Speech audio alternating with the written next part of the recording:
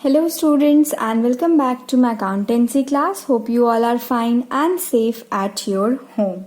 So today we will start with a new chapter that is goods and service tax जिसे हम short form में कहते हैं GST. इस चैप्टर में हम जानेंगे कि GST क्या होता है, कैसे आया और इसकी ट्रीटमेंट्स कैसे होती है हमारे अकाउंटिंग में.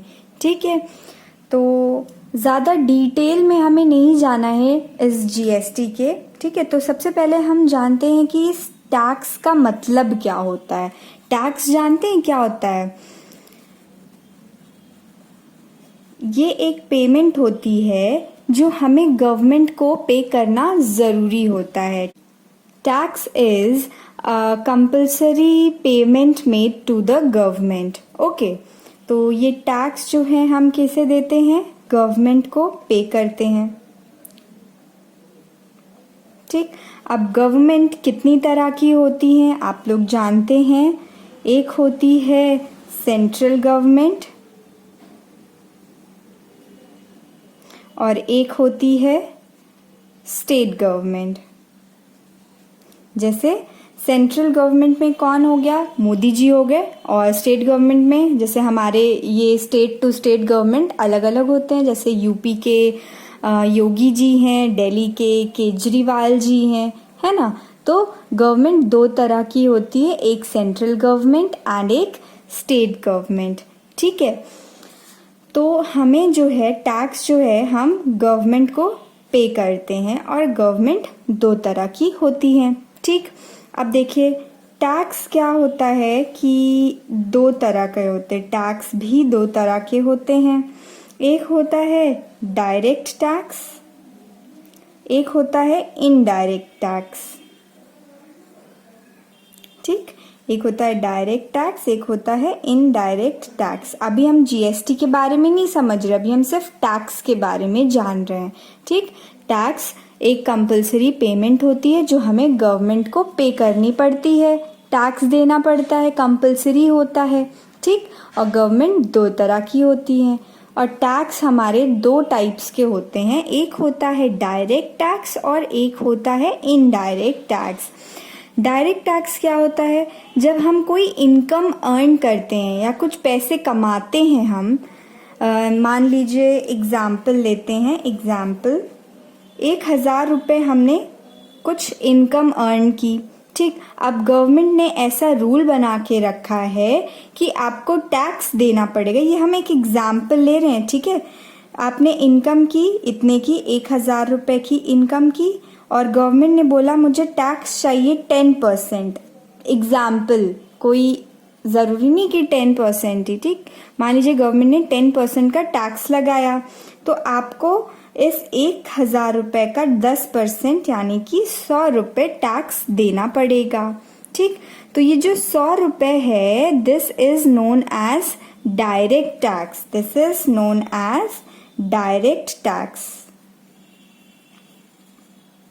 मतलब समझ में आया कि डायरेक्ट टैक्स आपकी इनकम पे लगता है, इसीलिए इसको डायरेक्ट बोलते हैं. डायरेक्टली आपकी इनकम पे लग जाता है जो भी टैक्स होता है, टैक्स रेट.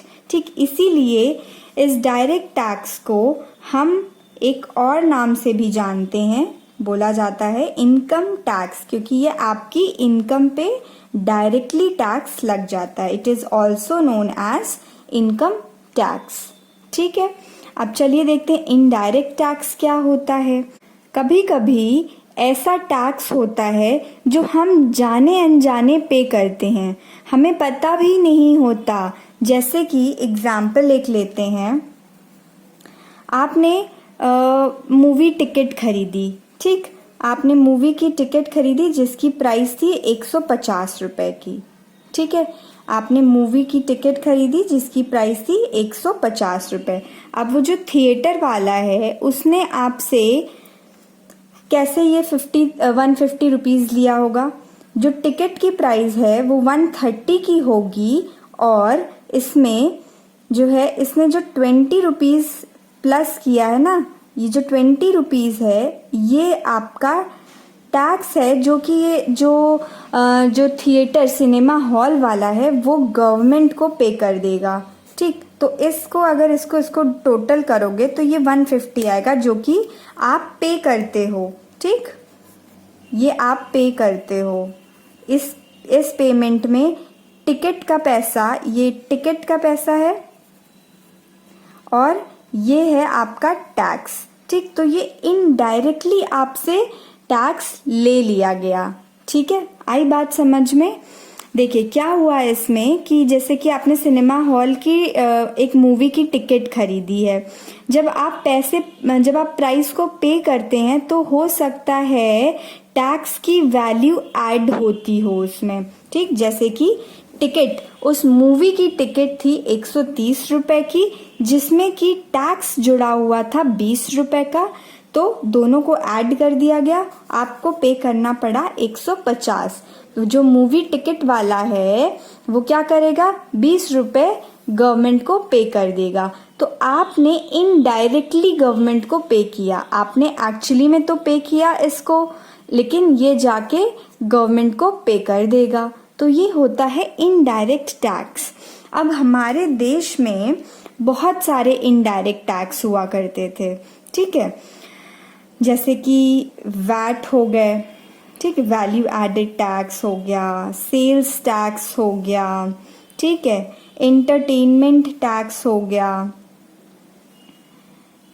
और भी बहुत सारे टैक्स एटसेट्रा। ठीक, बहुत सारे टैक्स हुआ करते थे। लेकिन जब मोदी जी आए, उन्होंने कहा कि 1 नेशन 1 टैक्स, हमारा देश एक है तो एक ही टैक्स होना चाहिए। तो मोदी जी ने क्या किया, इन सारे टैक्सेस को खत्म करके, इन सारे टैक्सेस को मिला के खत्म कर दिया और क्या बना दिया, जीएसटी।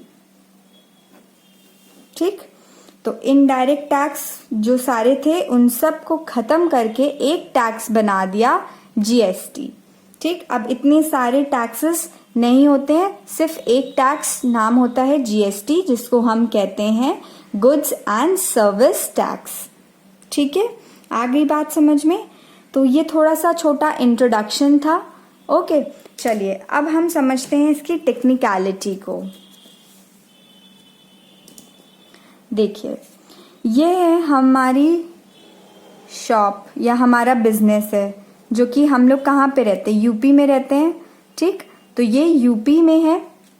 ओके, तो अब देखिए आपने गुड्स परचेज किया, हमने गुड्स परचेज किया, परचेज गुड्स फ्रॉम श्याम, हमने श्याम से गुड्स परचेज किया, लेट्स से वर्थ ₹1000। ठीक, हमने एक श्याम नाम के आदमी से गुड्स परचेज किए 1000 रुपए के। ठीक है, और इसकी शॉप भी यूपी में ही है। हम यूपी में रह रहे थे और यूपी के ही किसी बिजनेसमैन से 1000 के सामान खरीदे। ठीक, हमारा बिजनेस था, हमने इनसे सामान खरीदा, परचेज किया हमने कुछ सामान। तो यहाँ पे देखिए क्या हुआ कि यूपी में ही हम थे और यूपी से ही सामान मंगाया, यानी कि ये विद इन द स्टेट की बात हुई है ना, विद इन द स्टेट वाला केस हुआ ये। तो जब विद इन द स्टेट होता है, विद इन द स्टेट, एक ही स्टेट के अंदर ये ट्रांजैक्शन हुई है, तो इस केस को हम कहते हैं intra state purchase. Intra state purchase. ठीक, इस चीज को ध्यान से याद कर लीजिएगा। जब किसी स्टेट के अंदर ही ट्रांजैक्शन हुआ, मतलब एक ही स्टेट के अंदर ही हमने खरीदा कुछ सामान, तो उसे हम कहते हैं इंट्रा स्टेट परचेज। ठीक है, अब मान लीजिए कि हमने गुड्स परचेज किए, purchased goods from Ram, Ram से हमने कुछ गुड्स खरीदे 1000 रुपए के। ठीक है, और इसका बिजनेस है let's say Himachal Pradesh. Okay, प्रदेश। तो ये यूपी से बाहर की बात हो रही है यहाँ पे। तो ये क्या है, ये विद इन द स्टेट तो है नहीं, ये अदर स्टेट है ना। तो इस अदर स्टेट वाले कंडीशन को हम कहते हैं, ये अदर स्टेट से हमने सामान खरीदा, परचेज किया 1000 का, है ना। तो इस 1000 के जो गुड्स पे जो हम क्या बोल रहे हैं इसको, कि हमने दूसरे स्टेट से खरीदा, ठीक। We had purchase goods from other states. तो इसमें इसको हम क्या कहते हैं, इस वाले ट्रांजैक्शन को हम, इस वाले परचेज को क्या बोलेंगे, इसको हम कहेंगे इंटर स्टेट परचेज, ठीक। अब इसको ध्यान से नोट डाउन कर लीजिए कि जब विद इन द स्टेट होता है तो उसे हम कहते हैं इंट्रा स्टेट।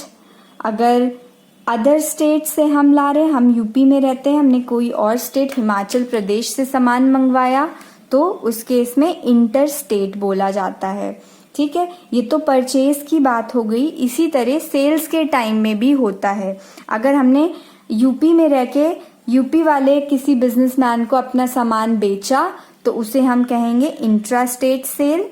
और अगर हमने यूपी में ही रह के, हमारा बिजनेस है यूपी में, हमने अपने सामान को बेच दिया हिमाचल प्रदेश में, तो उसको बोलेंगे inter state sale. Intra state and inter state, ये परचेज का केस है। सेम इसी तरह सेल्स का भी केस होता है, ठीक है। अब देखिए, जो विद इन द स्टेट की बात होती है, इंट्रा स्टेट, इसमें क्या होता है, जब जीएसटी लगती है, जब हम सामान खरीदेंगे तो हमें कुछ जीएसटी देना पड़ेगा, ठीक है। तो कुछ जीएसटी अमाउंट, मतलब गुड्स एंड सर्विस टैक्स हमें देना पड़ेगा। लेट्स से एग्जाम्पल लेते हैं 10% का, ठीक। हमने ये 1000 के गुड्स खरीदे, तो हमने ये पैसे के साथ साथ कुछ जीएसटी अमाउंट भी देना पड़ेगा। अब जीएसटी में हमने बताया था कि गवर्नमेंट कितनी तरह की होती है, 2 तरह की होती है गवर्नमेंट। जीएसटी किसको देते हैं, गवर्नमेंट को देते हैं। और गवर्नमेंट 2 तरह की होती है, एक होती है सेंट्रल गवर्नमेंट और एक होती है स्टेट गवर्नमेंट। तो अब इन दोनों में लड़ाई नहीं हो जाएगी कि हम लेंगे, तो ऐसा कुछ नहीं होता है। ऐसा रूल होता है कि जब इंट्रा स्टेट का केस होता है, विद इन द स्टेट अगर हम कुछ खरीद रहे हैं या बेच रहे हैं, तो उसमें जो भी जीएसटी लगती है उसमें क्या होता है, उसको हाफ कर दिया जाता है। हाफ डिवाइड, जैसे कि ये 10% है, तो यानी कि 5% इनको मिल जाएगा, 5% इनको मिल जाएगा, ठीक है। और जो सेंट्रल गवर्नमेंट को टैक्स दिया जाता है उसको हम नाम दे देते हैं CGST। अब यहाँ पे CGST, C का मतलब होता है सेंट्रल, ठीक है, central goods and service tax. इसी तरह स्टेट गवर्नमेंट को जो हम आधा टैक्स दे देते हैं उसको हम कहते हैं SGST। मतलब यहाँ पे S stands for state goods and service tax. Okay, hope you people have understood till here. देखिए, एक बार फिर से आपके लिए रिवीजन करा देते हैं। हमारा बिजनेस है यूपी में, ठीक, हम अपना बिजनेस चला रहे हैं यूपी में। हमने कुछ सामान खरीदा श्याम से जिसका बिजनेस यूपी में ही है, यानी कि ये विद इन द स्टेट की बात हो रही है, एक राज्य के अंदर ही ये वाले ट्रांजैक्शन हुए, तो इसको हम बोलते हैं इंट्रा स्टेट परचेज। और इसी में इंट्रा स्टेट परचेज में जो भी हम जीएसटी पे करेंगे या जीएसटी कलेक्ट करते हैं उसको क्या करेंगे, हम आधा डिवाइड कर देते हैं, divided equally to the central and state government. Okay, और जो सेंट्रल गवर्नमेंट को देते हैं, जैसे कि हमने एग्जाम्पल में अपना 10% लिया था, इस 10% को 2 से डिवाइड कर दीजिए, यानी कि 5 हो जाएगा। तो 5% हम सेंट्रल गवर्नमेंट को दे देंगे और 5% हम स्टेट गवर्नमेंट को दे देंगे। और जो हम सेंट्रल गवर्नमेंट को देते हैं उसको हम कह देते हैं CGST मतलब central goods and service tax, और जो हम स्टेट गवर्नमेंट को देते हैं उसे बोलते हैं SGST मतलब state goods and service tax. ठीक, होप आपको यहाँ तक समझ में आ गया होगा। ठीक, चलिए अब देखते हैं इस केस में क्या होता है जब आउटसाइड द स्टेट होता है। जब अदर स्टेट से हम सामान खरीद या बेच रहे होते हैं उसे हम क्या कहते हैं, इंटरस्टेट परचेज। ठीक, अब इस केस में जो हम GST पे करते हैं वो इससे अलग होता है। ठीक, मान लीजिए वही 10% हम पे कर रहे हैं, और इस केस में हमें सेंट्रल गवर्नमेंट और स्टेट गवर्नमेंट को आधा आधा डिवाइड नहीं करना होता है, ये एक साथ जाता है। किस नाम से, IGST। यहाँ पे I स्टैंड फॉर इंटीग्रेटेड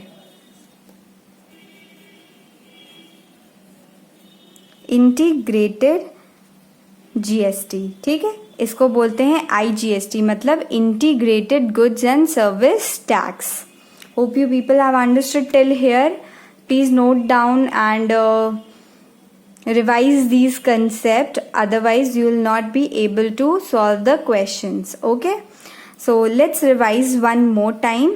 जब हम परचेज करते हैं या सोल्ड करते हैं कोई भी गुड्स अपने ही स्टेट में रह के, अपने ही स्टेट के अंदर, जिसे हम बोलेंगे विद इन द स्टेट वाला केस, जिसे हम कहते हैं intra state.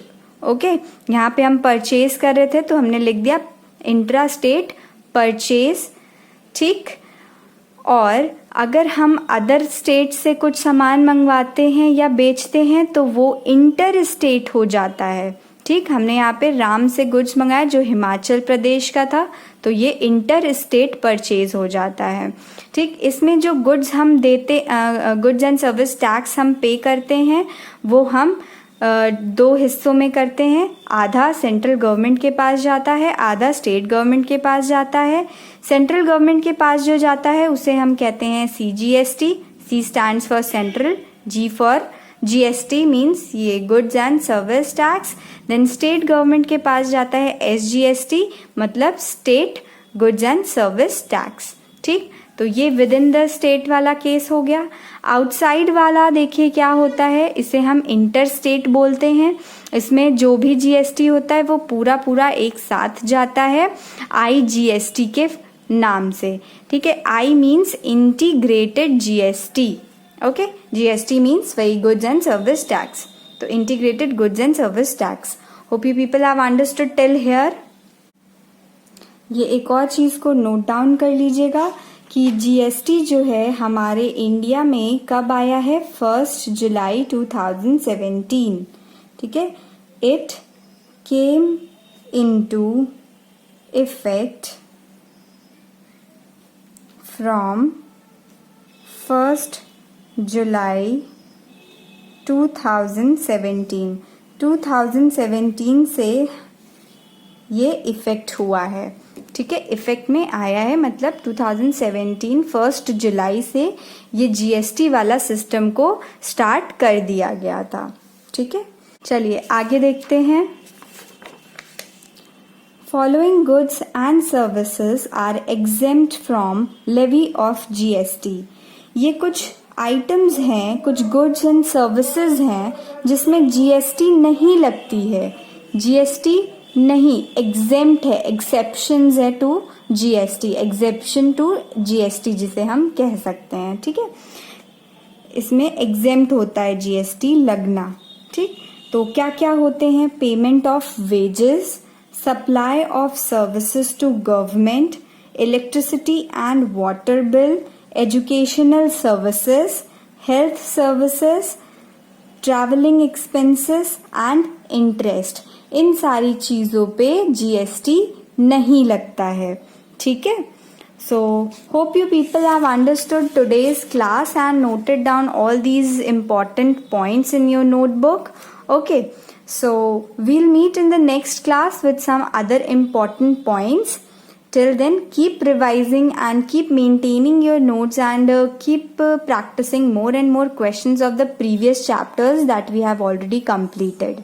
So thank you students. Have a nice day.